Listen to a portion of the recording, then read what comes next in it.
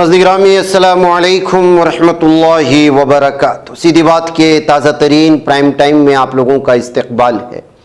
ناظرین گرامی، میں انصار عزیز ندوی اس وقت آپ لوگوں کے سامنے کچھ اہم ترین خبریں، کچھ وائرل ویڈیوز اور کچھ تنقیدی تجزیے لے کر کے حاضر ہوا۔ تفصیلات میں جانے سے پہلے آپ لوگوں سے جو درخواست ہوتی ہے اس پر توجہ کرنے کی اپیل ہے۔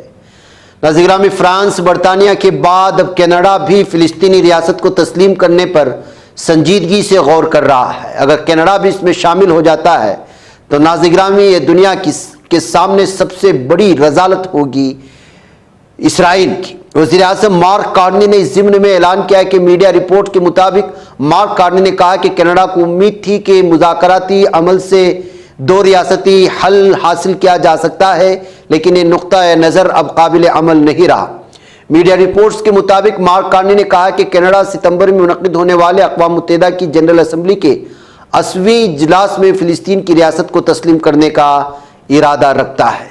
تو ناظرین گرامی، یورپین ممالک جن کا جھکاؤ دھیرے دھیرے اسرائیل کی طرف پہلے تھا، وہ اب جو ہے فلسطین کی جانب بڑھتا ہوا نظر آ رہا ہے۔ ظاہر سی بات ہے ناظرین گرامی، دنیا نے ظالم صہیونی درندوں کی درندگی، حیوانیت اور ان جہنمی چیلوں کی اور شیطانوں کی وہ حیوانیت دیکھی ہے جس کا انسان کبھی تصور بھی نہیں کر سکتا۔ جیسے فلسطینی اسیران کے نگران ادارے نے جو انکشاف کیا ہے، آج قابض اسرائیل کی جیلوں میں قید فلسطینیوں کی تعداد رواں ماہ کے آغاز تک 10,000 سے 800 سے زیادہ تجاوز کر چکی ہیں۔ یہ اعداد و شمار ان فلسطینیوں پر مشتمل نہیں جنہیں قابض ظالم صہیونی درندوں نے کیمپوں میں قید کر کے رکھا ہے، جنہیں قانونی یا عدالتی طور پر قیدی شمار ہی نہیں کیا جا رہا۔ ادارے کے مطابق ان قیدیوں میں 48 خواتین شامل ہیں، جبکہ 440 سے زائد بچوں کو گرفتار کر کے رکھا ہے ظالم دہشت گرد صہیونی درندوں نے، اور کم عمر فلسطینی بھی قید و بند کی صعوبتیں برداشت کر رہے ہیں۔ رپورٹ میں انکشاف کیا گیا ہے کہ قابض اسرائیلی انتظامیہ نے 3,600 سے زائد فلسطینیوں کو بلا کسی الزام اور مقدمے کے محض انتظامی حراست کے تحت قید کر رکھا ہے، جو انسانی حقوق کی بدترین پامالی کی کھلی مثال ہے۔ اسی درمیان ناظرین گرامی، وہ خبر آ جاتی ہے کہ فلسطینی اسیر سارل رجب ابو نصر کی شہادت ہو جاتی ہے قید کے دوران۔ اسلامی تحریک مزاحمت حماس نے فلسطینی اسیر رجب ابو نصر کی شہادت پر قابض اسرائیل کو سخت الفاظ میں تنقید کا نشانہ بنایا اور فلسطینی اسیران کی حالت زار کو تباہ کن اور انسانیت سوز قرار دیا۔ مرکز اطلاعات فلسطین کو موصول ہونے والے بیان میں حماس نے کہا ہے کہ قابض اسرائیل مسلسل فلسطینی قیدیوں کے خلاف اذیت، بے رحمی، درندگی کی پالیسیاں جاری رکھے ہوئے ہے، اور اس ظلم و درندگی کا تازہ ترین شکار 60 سالہ فلسطینی سارل ابو نصر ہے، جو آج صہیونی جیل میں جام شہادت نوش کر گئے اور ان پر ظلم و ستم کی انتہا کر دی۔ وہیں غازہ کی مظلوم اور محصور سرزمین ایک بار پھر قابض ظالم صہیونی درندوں کے جنگی جہازوں کی اندھی بمباری کا نشانہ بن رہی ہے۔ بدھ کے روز ایک فلسطینی صحافی ابراہیم محمود حجاج غازہ شہر کے مشرقی علاقے میں اپنی پیشہ ورانہ ذمہ داری نبھاتے ہوئے شہید ہو گئے، یعنی جرنلسٹ رپورٹ کلیکٹ کرتے ہوئے ظالم درندوں نے ان کو بھی شہید کر دیا ہے۔ اس سے آپ اندازہ لگا سکتے ہیں کہ غازہ پٹی میں شروع ہونے والے 7 اکتوبر سے اب تک صرف صحافیوں کی مرنے والوں کی، شہید ہونے والوں کی تعداد 235 کو پہنچ چکی ہے۔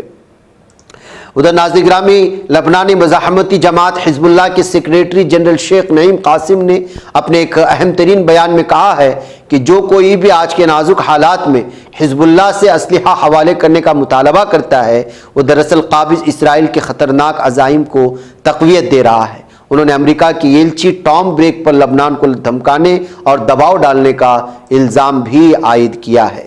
ادھر غازہ کی وزارت صحت کے ڈائریکٹر جنرل منیر البرش نے بدھ کے روز عالمی برادری اور خصوصاً امریکی نمائندے جیمز ویٹکوف کو جھنجھوڑنے والے الفاظ میں کہا ہے کہ قابض اسرائیل کے ہاتھوں روزانہ کی بنیاد پر فلسطینیوں کی اجتماعی نسل کشی کی جا رہی ہے، اور 1,300 سے زائد فلسطینی شہری قابض فوج کی فائرنگ کا نشانہ بن چکے ہیں، جو صرف انسان دوستانہ امداد حاصل کرنے کی کوشش کر رہے تھے۔ منیر البرش نے اپنی صحافی گفتگو میں کہا کہ انسانی امداد امداد کی تقسیم کی جا رہی ہے وہ دراصل اجتماعی قتل عام کی صورت اختیار کر چکی ہے۔ قابض اسرائیل امداد کے نام پر ایسی موت کی گھاٹیاں بنا چکا ہے جہاں بھوکے اور پیاسے فلسطینی مدد لینے کے لیے پہنچتے ہیں تو ان پر براہ راست فائرنگ کر دی جاتی ہے۔ منیر البرش نے اقوام متحدہ کی انسانی امور کے رابطہ کار جیمز ویٹکاف سے مطالبہ کیا ہے کہ فوری طور پر شفا ہاسپٹل کا دورہ کریں تاکہ اس دل دہلا دینے والی انسانی المیے کا مشاہدہ کر سکیں جو ان غلط پالیسیوں کا نتیجہ ہے۔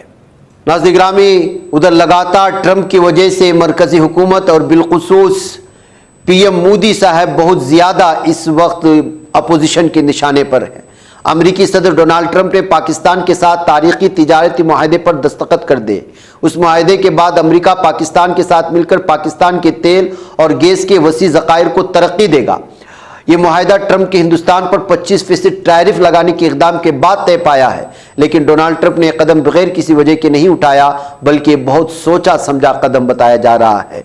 ناظرین گرامی، 25% ٹیرف لگانے کے بعد ایسا محسوس ہو رہا تھا کہ جس طرح جنگ بندی کے موقع پر پی ایم مودی سے ٹرمپ سے جو بات ہوئی ہے اس کی وجہ سے تجارتی معاہدے میں کچھ چھوٹ ہوگی اور بھارت پر امریکہ بہت کم ٹیرف لگائے گا، لیکن اچانک 25% ٹیرف لگا کر کے یہ ثابت کر دیا کہ پی ایم مودی کو لے کر کے جو باتیں ہو رہی تھی کہ جنگ بندی کے دوران تجارتی کوئی معاہدے پر بات ہوئی ہے، ایسا لگتا ہے کہ صرف جو ہے پاکستان فائدے میں رہا، ہندوستان کے ساتھ دھوکہ ہوا ہے۔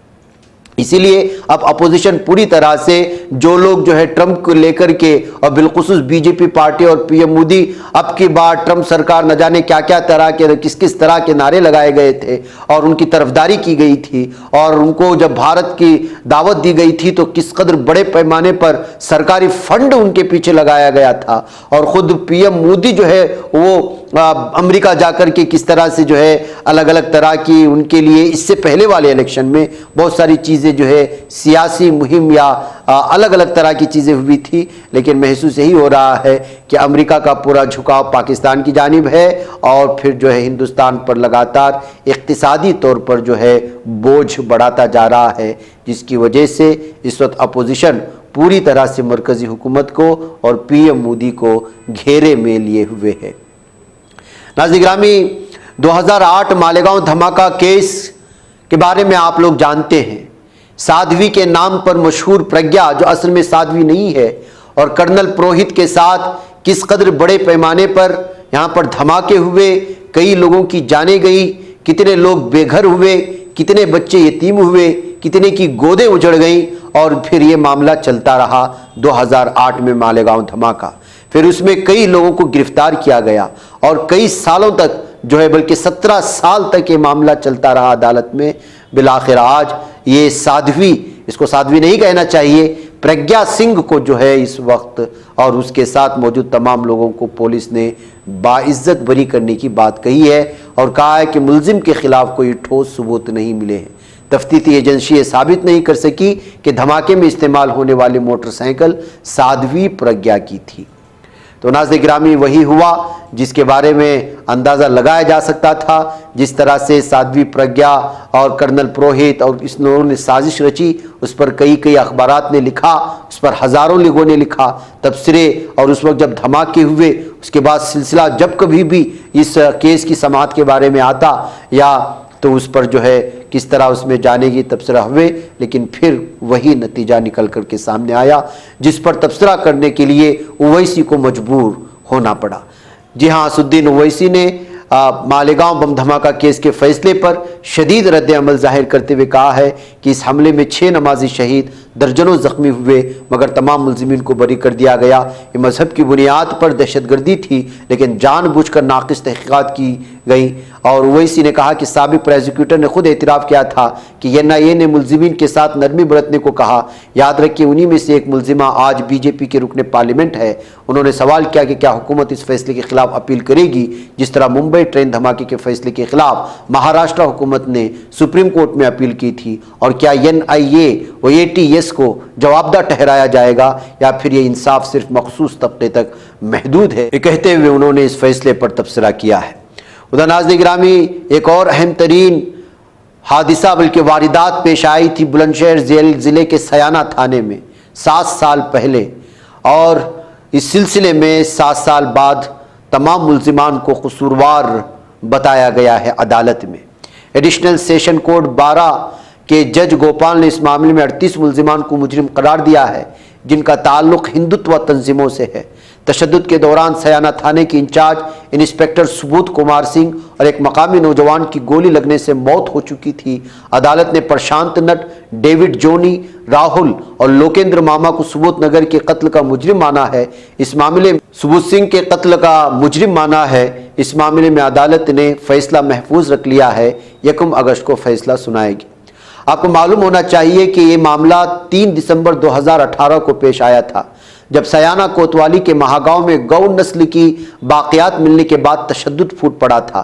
تشدد کے دوران ہجوم نے چنگراوٹھی پولیس چوکی کو نظر آتش کر دیا تھا، ساتھ ہی تھانے پر پتھراؤ بھی کیا۔ تشدد کے دوران اس وقت کی انسپکٹر سبوت کمار ایک نوجوان سمت کمار کی گولی لگنے سے موت ہو گئی۔ پولیس نے 27 نامزد اور 50 سے 60 نامعلوم ملزمان کے خلاف قتل، تشدد سمیت دیگر دفعات کے تحت مقدمہ درج کیا تھا۔ سیانہ تشدد معاملے میں پولیس نے تحقیقات کے بعد 44 ملزمان کے خلاف چارج شیٹ داخل کی تھی۔ تو اسی سلسلے میں ناظرین گرامی یہ فیصلہ اس وقت سامنے آیا ہے۔ ناظرین مجھے اجازت دیں۔ السلام علیکم ورحمۃ اللہ وبرکاتہ۔ بچ پاتا ہے کوئی صحافی کی نگاہوں سے، ملاتا ہے یہ لوگوں کو محبت کی پناہوں سے۔